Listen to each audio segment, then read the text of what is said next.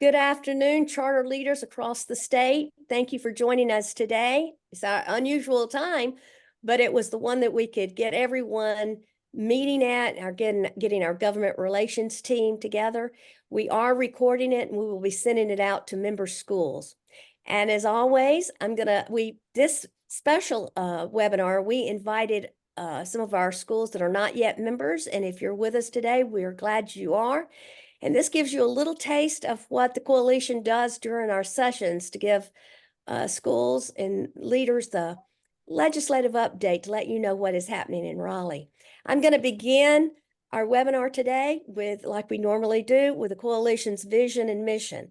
The North Carolina Coalition of Charter Schools will become a leading voice in North Carolina's charter school movement while keeping leaders well informed of key issues affecting their success.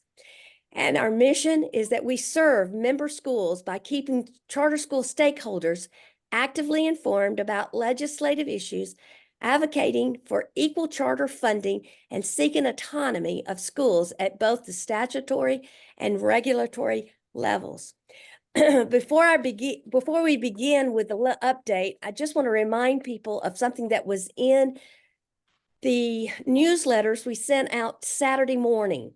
There is a research team, Martha Dorsey and David Dorsey, that are working with the Education Freedom Institute, and they are doing a research study on facility financing here in North Carolina.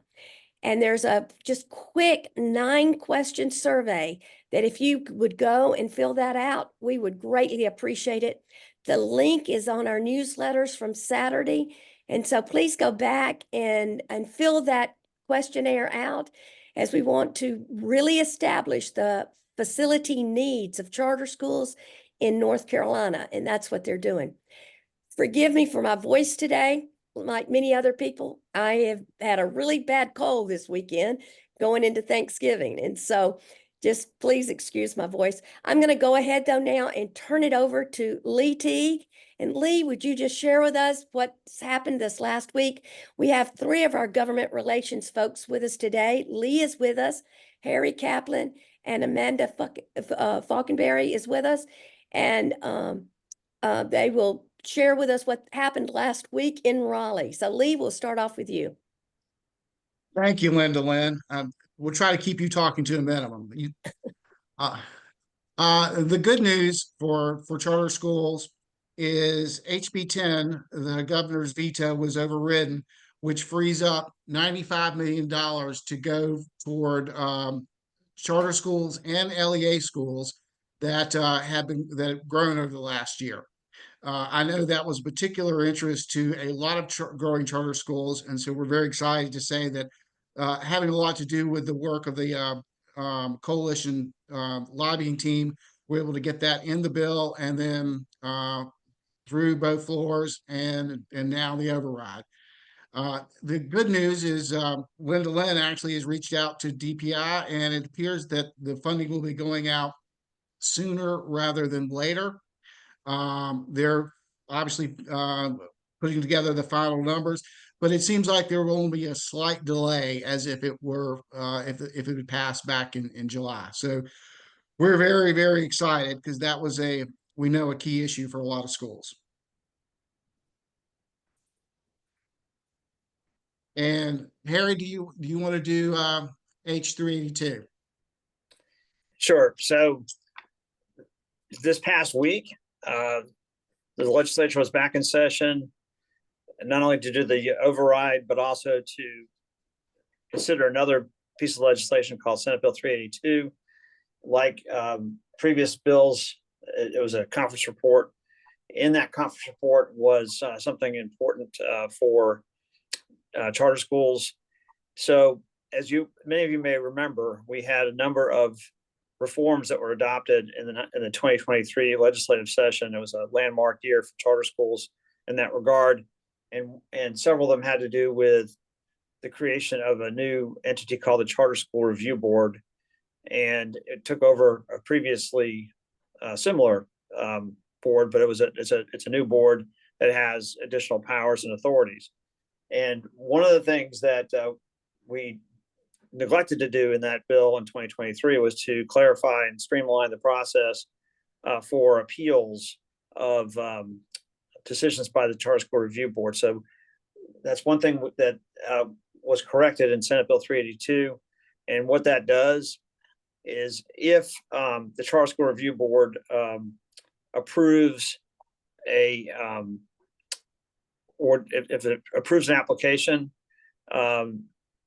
then it does not go to the State Board of Education after that. If the Charter School Review Board denies an application, the superintendent of public instruction may appeal that denial to the State Board of Education. So that's all the provision does, but it's important because it streamlines the appeal process and sort of reinforces the authority of the Charter School Review Board, which is the entity that has the most experience in dealing with and spends the most time on charter school applications, the initial applications, the renewals, all those considerations.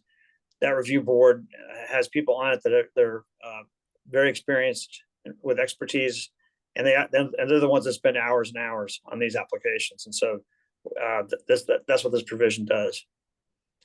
Yeah, the school maintains its ability to appeal. I'm sorry. Yeah, the school. Yeah, well, it's not like, yeah, the school can also appeal denial. That's correct. Sorry. Okay. And what do we know about the future? Or they're coming back, at least the calendar says they're coming back December the 2nd. What is that? Yeah, so it is expected that the governor will veto Senate Bill 382, the bill I was just discussing. In fact, it should happen any day now, not because of the provision necessarily that I mentioned, although that I don't think he particularly likes that one either. But there's this bill has a lot of things in it, and there are a number of things that he didn't like. So we expect that he will veto it. And so on December 2nd, the Senate is coming back to consider to override the veto, and then the House will come back on December 12th or 13th and do the same. They're not going to be back on the same day. The Senate's going to come back first and the House after that, but they'll both come back into session to override an expected veto. And that's, I think, all they're going to do in those December sessions. We don't expect any more substantive work on appropriations or anything else until after the first of the year. Okay. I don't see any questions in the chat box. Go ahead, Lee. I was going to say, I mean, Hera, correct me if I'm wrong, but I expect them to go sine die after that session, right? Which means they are completely finished for the session. Yeah, they should go sine die before the end of the year. Yes.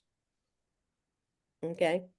Which means the official end, when they adjourn sine die, that means the official end of the 2-year session. So the 2023-2024 session will officially end before December 31st.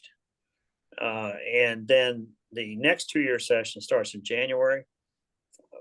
What's happened in previous years is that they go into a session in mid-January for organizational purposes, to swear everyone into their offices and to just have a celebratory day.